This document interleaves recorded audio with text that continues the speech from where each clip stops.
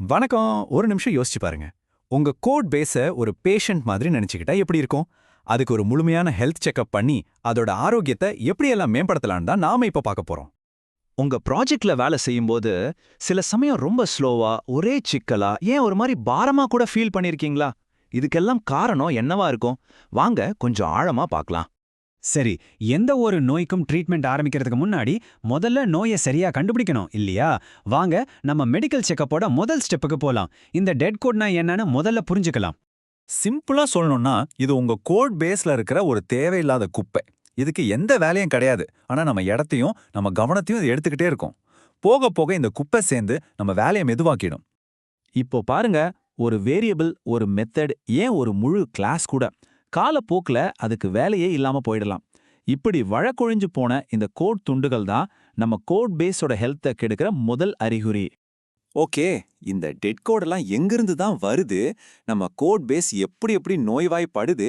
வாங்க இந்த நோய்க்கான மூல காரணங்களை என்னன்னு பார்க்கலாம். இதுக்கு பொதுவா 2 முக்கிய காரணங்கள் இருக்கு. ஒன்னு, சாஃப்ட்வேரோட தேவைகள் மாறும்போது நம்ம பழைய கோடை அப்படியே விட்டுட்டு போயிடுறது. இது கிட்டத்தட்ட வீடு காலி பண்ணும்போது பழைய சாமான எல்லாம் அங்கே விட்டுட்டு போற மாதிரி. இன்னொன்னு, ரொம்ப காம்ப்ளெக்ஸான இஃபெல்ஸ் கண்டிஷன்ஸ்ல கோடோட ஒரு பகுதிக்கு போகவே முடியாத நிலைமை உருவாகிடும். இந்த 2 வழியில தான் டெட் கோட் நம்ம சிஸ்டம்ல ஒரு வைரஸ் மாதிரி பரவ ஆரம்பிக்குது. சூப்பர், நோயை கண்டுபிடிச்சாச்சு, அதுக்கான காரணத்தையும் புரிஞ்சுக்கிட்டோம். இப்போ ரொம்ப முக்கியமான கட்டம், அதுக்கான சிகிச்சை. நம்ம கோட் பேஸை திரும்பவும் எப்படி ஆரோக்கியமா மாத்துறதுன்னு பார்க்கலாம். ட்ரீட்மெண்ட் ரொம்ப சிம்பிள். வெறும் 3 ஸ்டெப் தான். ஃபர்ஸ்ட், அந்த தேவையில்லாத கோட் எங்க இருக்குன்னு கண்டுபிடிக்கணும். ரெண்டாவது, அதை தைரியமா டெலீட் பண்ணணும். மூணாவது, சில சமயம் கொஞ்சம் காம்ப்ளெக்ஸா இருந்தா அதை ரீஃபேக்டர் செய்யணும். அதாவது கோட் என்ன செய்தோ அதை மாத்தாம அதோட உள் அமைப்பை மட்டும் சரி செய்யறது. இந்த முதல் ஸ்டெப், அதாவது கண்டுபிடிக்கிறது, ரொம்ப ஈஸி.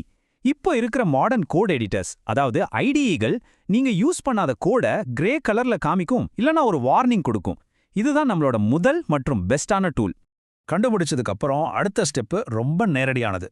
எந்த தயக்கமும் இல்லாம அந்த தேவையில்லாத கோடையும் ஃபைல்ஸையும் தூக்கிடுங்க. இது உங்க கோட் பேஸை உடனடியா சுத்தமாக்கி லேசாக்கிடும். ஆனா எல்லா நேரமும் ஒரு கோடை நீக்கிறது அவ்வளோ சுலபம் இல்ல.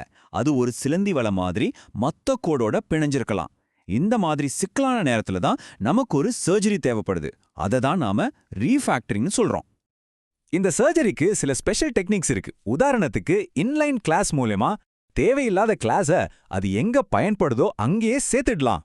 ரிமூவ் பாராமீட்டர் மூலமா தேவையில்லாத பாராமீட்டர்ஸை நீக்கிடலாம். இதெல்லாம் உங்க கோடை ரொம்ப பாதுகாப்பா சரி செய்ய உதவும்.